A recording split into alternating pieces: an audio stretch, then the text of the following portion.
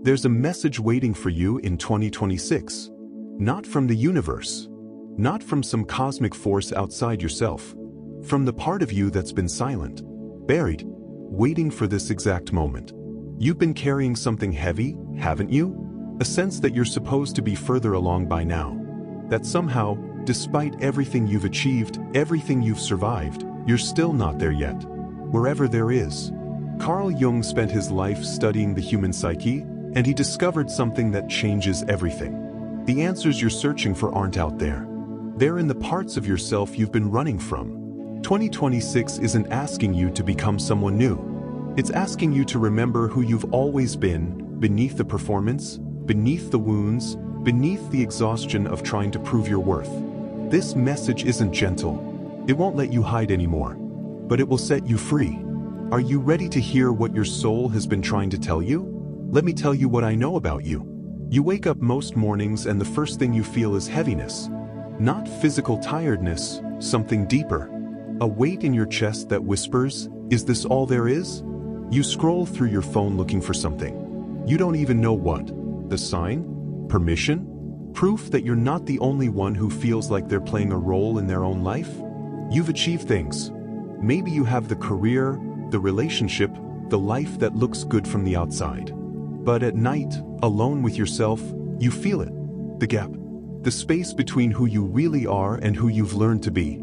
Do you know what I'm talking about? That moment when you're in a conversation and you hear yourself saying the right thing, the thing that makes you likable, acceptable, safe, and inside, a voice screams, "That's not true, that's not me." Jung called this the persona, the mask we wear to survive in the world. And he said something that might sting. The persona is a complicated system of relations between the individual consciousness and society, a kind of mask designed on the one hand to make a definite impression upon others, and on the other to conceal the true nature of the individual. You've been wearing that mask so long, you forgot it was a mask. You thought it was your face. If you're feeling this gap, this heaviness, it's because you've betrayed yourself in ways you don't even recognize anymore. Not out of malice, out of survival. Write this down. You've silenced your intuition to keep the peace. That feeling in your gut that said no, you overrode it. You smiled. You said yes. And a little piece of your self-trust died. You've apologized for taking up space. For speaking too much, caring too much, feeling too much. You've made yourself smaller to make others comfortable. You've stayed in situations that drained you because leaving felt selfish. That job, that friendship, that version of yourself you've outgrown. You stayed because you thought loyalty meant self-erasure. You've measured your worth by external validation. Likes, promotions, compliments, approval. And when they didn't come, you crumbled. Because you forgot you were whole before anyone ever noticed you. You've been waiting for permission to live your real life. To start the thing. To say the thing. To become the thing. As if someone else holds the key to your own existence. These aren't failures. They're symptoms. Symptoms of disconnection from yourself. And Jung understood when you're disconnected from yourself, the deepest truth of who you are, you live in what he called a provisional life. A life on pause. A life waiting to begin. But here's what 2026 is here to tell you. You don't get another year to wait. Not because time is running out, but because your soul is done with the waiting. Think of yourself as a landscape. On the surface, everything looks functional. The roads are paved. The buildings stand. Life moves forward.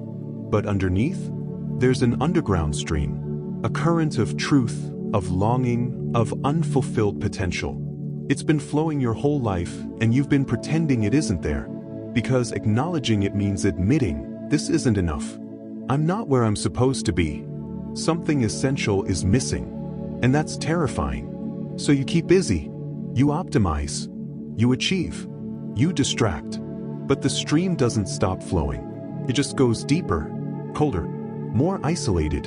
Until one day, maybe today, you can't ignore it anymore. Your body starts speaking in whispers.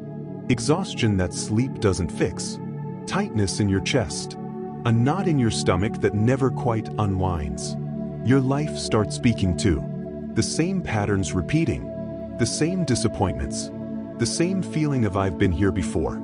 Jung would tell you, this isn't breakdown. This is breakthrough trying to happen. Your psyche is doing what it's designed to do, pushing you toward wholeness, toward integration, toward the self you've been avoiding. And 2026? 2026 is the year the underground stream demands to be seen.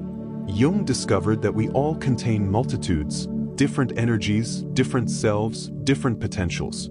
He called these archetypes. And right now, at the threshold of 2026, you're standing between two versions of yourself: the wounded self and the sovereign self. The wounded self is the you that's been running the show. The you that seeks approval before truth, shrinks to fit into spaces too small, apologizes for existing fully, waits for permission to shine, believes love must be earned through performance. This isn't your fault. This self was created to survive, to adapt, to keep you safe in a world that punished authenticity. But survival mode was never meant to be a permanent state. The sovereign self? That's the you that's been waiting beneath the surface. The you that knows their worth without evidence, takes up space without apology, trusts their inner compass over external noise, gives from overflow not depletion, understands that presence is power. Notice this. You don't have to become the sovereign self. You have to remember you are the sovereign self, and you've been in costume. Jung wrote, "The privilege of a lifetime is to become who you truly are. Not who you should be. Not who they want you to be. Who you truly are." But here's the part that most self-help avoids. You can't become the sovereign self without facing your shadow. Your shadow is everything you've rejected about yourself. The anger you've been too nice to express. The ambition you've been too humble to claim. The boundaries you've been too kind to enforce. The selfishness. The coldness. The rage. The power. You've spent years pushing these qualities down, terrified that if you let them out, you'll become the very thing you've judged in others. But Jung discovered a paradox.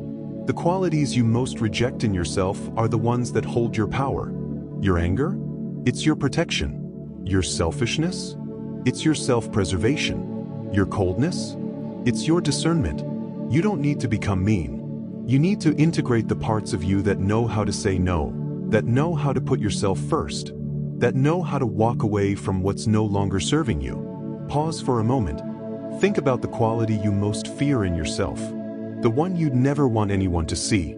Now ask yourself, what would change if you gave yourself permission to embody just 10% of that quality when you actually need it? Not all the time, not as a default, but when your boundary is crossed, when your energy is drained, when your truth demands to be spoken.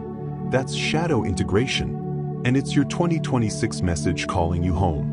Here's the lie you've been believing. When I'm healed enough, confident enough, clear enough, then I'll start living my real life. Jung said it plainly. You are what you do, not what you say you'll do. Your real life doesn't begin when you feel ready. It begins the moment you stop waiting for readiness and act anyway. Think of it like this. You're building a house. Right now, you have all these beautiful ideas about what the house should look like. The perfect blueprint, the perfect materials, the perfect timing. But there's no house. Just ideas. And Jung would tell you, a perfect idea that stays in your head is worth less than an imperfect action in the world. Your 2026 message is simple. Build the house. Even if it's messy, even if it's small, even if it doesn't look like what you imagined. Start the business. Write the book. Have the conversation. Set the boundary. End the relationship. Begin the healing. Take up the space. Speak the truth. Here's your practice. For the next 30 days, make one small promise to yourself each day and keep it. Not a big promise, a tiny one. I'll meditate for 5 minutes. I'll go to bed by 11. I'll drink water before coffee. I'll say no to one thing that drains me. This is how you rebuild self-trust. Brick by brick, promise by promise. Because every time you do what you say you'll do, you're sending a message to your unconscious. I'm reliable. I'm safe. I can trust me. And when you trust yourself, everything shifts. You've been living in your head for too long, analyzing, overthinking, trying to logic your way into clarity. But Jung knew the unconscious speaks through the body, not the mind. Your body has been screaming at you. tightness in your chest when you say yes but mean no, a pit in your stomach around certain people, exhaustion that has nothing to do with how much you slept. These aren't random, they're messages. Your body is the most honest thing about you. It can't lie. It can't perform. It just is. Here's your 3-minute practice to reconnect. Right now, wherever you are, place your hand on your chest. Feel your heartbeat. Don't change it. Just notice it. Now ask yourself, what am I really feeling right now? Not what you should feel. Not what you want to feel. What you actually feel. Tired? Angry? Sad? Numb? Overwhelmed? Don't judge it. Don't fix it. Just name it. This is the beginning of embodiment, of coming home to yourself. Do this every morning for 7 days. Before you check your phone, before you start your to-do list, 3 minutes with your hand on your chest, asking, what am I really feeling? You'll be shocked how much clarity comes from this simple act. Because your body already knows what your mind is still trying to figure out. Your 2026 message includes a hard truth. Not everyone deserves access to you. You've spent years being available, helpful, understanding, the one people come to when they need something. And it's drained you, because you've been operating with the wrong equation. You thought giving equals love. But Jung would challenge you. Depletion is not love. It's self-abandonment. Real love, real service, real impact. It flows from overflow, not from emptiness. Think of yourself as a well. If people keep drawing from the well and you never refill it, what happens? The well runs dry. And then you have nothing to offer, not to others, not to yourself. Your boundaries are how you refill the well. This doesn't mean becoming cold or closed off. It means becoming discerning. Ask yourself about every commitment, every relationship, every demand on your time. Does this nourish me or deplete me? If it depletes you and it's optional, say no. Without explanation, without guilt. Just, that doesn't work for me right now. Feel the discomfort. It will come. Your inner people pleaser will panic. But here's what happens on the other side. You start to feel like yourself again. Your energy returns. Your creativity returns. Your joy returns. And ironically, the people worth keeping in your life will respect you more, not less. Because they'll finally be in relationship with the real you, not the exhausted, overextended version you've been offering. Here's something beautiful Jung discovered. When one person changes, everyone around them changes too. He wrote, the meeting of two personalities is like the contact of two chemical substances. If there is any reaction, both are transformed. You think your inner work is private, personal, something happening in the hidden chambers of your soul. But it's not. Every boundary you set teaches someone else they can set boundaries too. Every time you honor your truth, you give someone else permission to honor theirs. Every moment you choose yourself, you show the people watching, especially the ones who love you, that self-betrayal isn't the price of belonging. Your children, your friends, your colleagues, the stranger who sees you walk into a room with quiet confidence, they all feel it. Not because you're preaching, not because you're performing, but because your nervous system has changed. You've stopped operating from fear and scarcity.